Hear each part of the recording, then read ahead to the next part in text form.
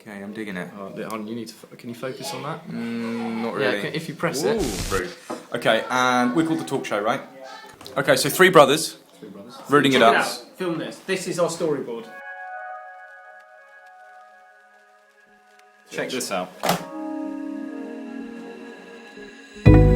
So here we are at a local dealer. We've just been given access to their part exchange compound. We're on a mission to help you first-time drivers. So with our £1,500, we're going to look around and we're going to tell you guys what to buy, what's good, what to look for, what not to look for. What's cool, what's not, what's safe, what isn't. So here they are. Matt's got a really boring Seat Ibiza. How can you say it's boring? He's gone off and found himself a 206 in green.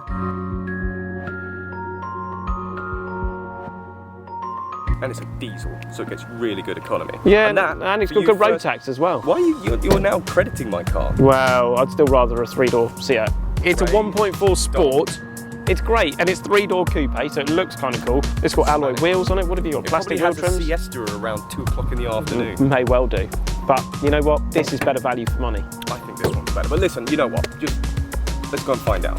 Matt, just let me do the review by myself. No, right, here we go. Ask you questions. This is my Peugeot 206 with 54,391 miles on the clock. It's got aircon and it's got remote control for my stereo. Let me show you what to look around for and what to check. Make sure the air conditioning is working, because otherwise it could be around £150 for a regas. And you want to make sure all your service receipts and all your MOT certificates all match up with your mileage as well.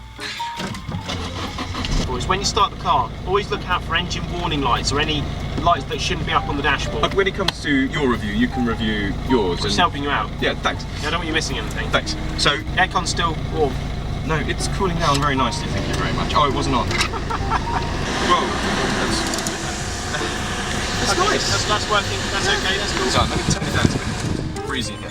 Right, okay, so other things you want to be looking out for, obviously obvious signs of wear where they necessarily shouldn't have been wear with mileage. So check for like, a shiny steering wheel, check for like wear on the lumbers that supports of the seats, because that will indicate again like a large amount of use. It's got a cigarette lighter. Who smokes these days? Does anyone still smoke? It's a 12-volt supply, so you can plug in your sat nav or charge your phone. Yeah, okay, good point. Because a car of this age isn't going to have a USB port to charge an iPhone or something. No? No. No USB? No. Oh yeah, it's got a lovely crushed green velvet interior. I actually happen to like the interior. Well, great. Are you going to be driving this home? Okay, let me tell you something about French cars in particular. They are comfortable. They are really comfortable. They're ergonomically designed. I can't do this whilst that's doing that. Yeah, I think this is a good car. Can you stop just filming my flaky... Right, that's it. Okay, the Peugeot 207. Let's have a look at the outside of the Peugeot 206. Let's have a look at the outside of the car and look for some obvious things for you guys to keep your eyes open for. Okay, let's go. So first things first, check the tyres. Minimum of around 3 mil, I would say. Whilst you're down there, obviously check the brake discs or pads or whatever. Make sure the discs aren't badly scorned. Let's have a look under the bonnet. Let's make sure that some of these expensive bits that can go wrong haven't on my little jet. She's actually pretty tidy. And this is the HDI engine. Check the engine oil. Have a look under here. Make sure the engine's not hot when you do this, by the way. If you saw white, like a white gunk, a creamy whitey gunk in there, it's not a good sign. It's a sign that your head gasket could be either gone or in the process of going. But there's only water in the engine. The second place to check is your expansion tank. Again, be careful, the engine must be cool. If you've got oil and water mixing, it'll show up in here. Yeah, it's got, and also the colour of it is green in there, which is good because that shows signs of antifreeze. It's a pretty up together, pretty good car. Other things to check for, just to be sure, make sure there isn't like any welding or any accident damage or anything like that. Sometimes cars are rebuilt, put back on the road again, whatever, so just do check those sort of things. Oh, so my one, it's got 5 doors, Matthew, so you could just let yourself in. You know, you told me to tell you if that thing happened, you've got something coming out your nose. I don't. You've got bogey. How's the steering lock? Steering lock might not be as good, but let's just check it. Okay, so it's definitely not fast in any way, shape or form. The brakes are okay, stamp hard on the brakes, just make sure they don't make any loud noises or grinding sounds. You really want to check. Yeah, that's fine. No slipping of the clutch there whatsoever. Guys, this car's fine. It is as good as I was expecting it to be with its service history, its mileage. Right, parking test. Booyaka, nice big wing mirrors. It's a little car, loads of visibility in this little thing. Good, I've never seen such poor parking in my life. Guys, you're going to find that you are equidistant, and I've got electric windows. Yeah, that's great. So let's have a look in the back. Let's see if there's a spare wheel. So have a look underneath. It's kept in a cage.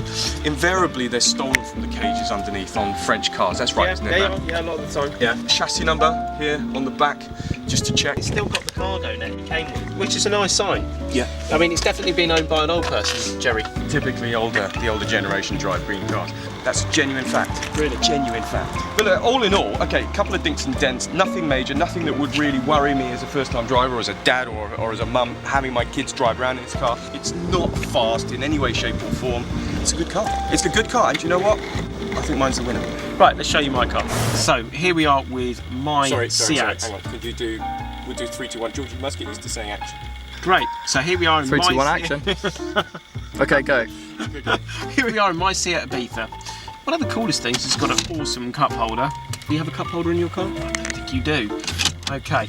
Check the air conditioning. Doesn't work in this car. If you remember, I told you aircon purchase could be about £150. Sounds like this one needs one.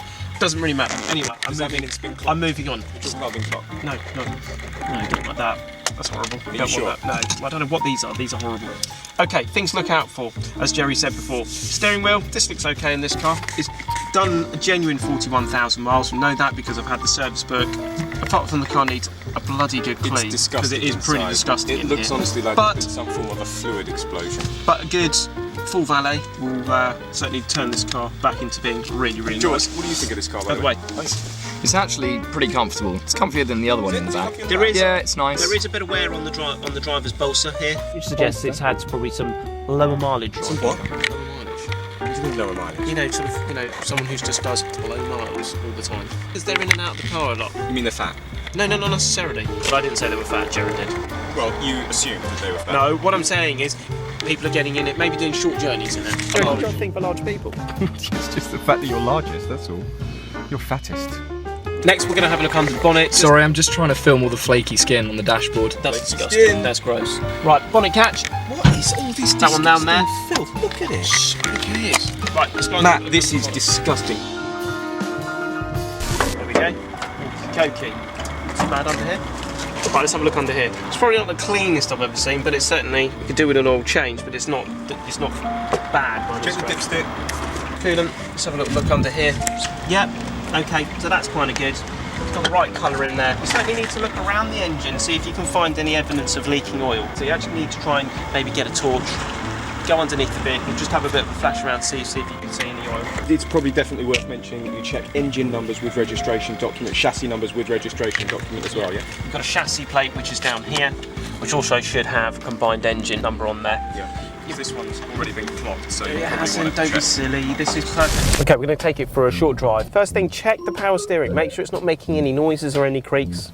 Also, check your clutch. Okay, so you let the clutch up, the handbrake on full. If the revs of the car continue to go all the way up through the rev range, then that means your clutch is slipping. But this is okay, because it's catching, wanting to pull away.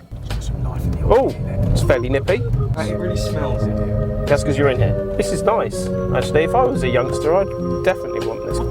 It's amazing, this car. Let's just see how easy it parks into a parking space. It's not bad, actually, guys. This is pretty good. It's got good door mirrors. It's got good visibility all over. Just bump. Oh, no parking sensors. Well, you need, The the previous owner Oh, look at that, much bigger boot. the previous owner did need a bigger boot for all of their food shopping. Oh, look at this. We've got a full-size spare wheel inside, easy access. Is it an with- alloy? With all the tools. Yeah. Now, when you climb in there and just add to the number of tools Look at that are that, already brand in there. new, never been on the road. Still got the original sticker with the Gaines chassis number. Why would engine anyone have number. replaced the sticker? Well, because if it, but listen, if it's been involved in a heavy back ender, in a heavy rear ender, So you're saying That the heavy sticker- driver was involved with Listen, heavy rear listen, enders? listen, Now you're listen. basically saying it was a fat homosexual. if it had a really big accident at the back end of the car, Matt, someone already had a really big accident on the driver's seat. that sticker might not have been replaced if it was done by a shoddy outfit. I think it's now time to. Exhaust is fine. I think it's now time to talk about appeal.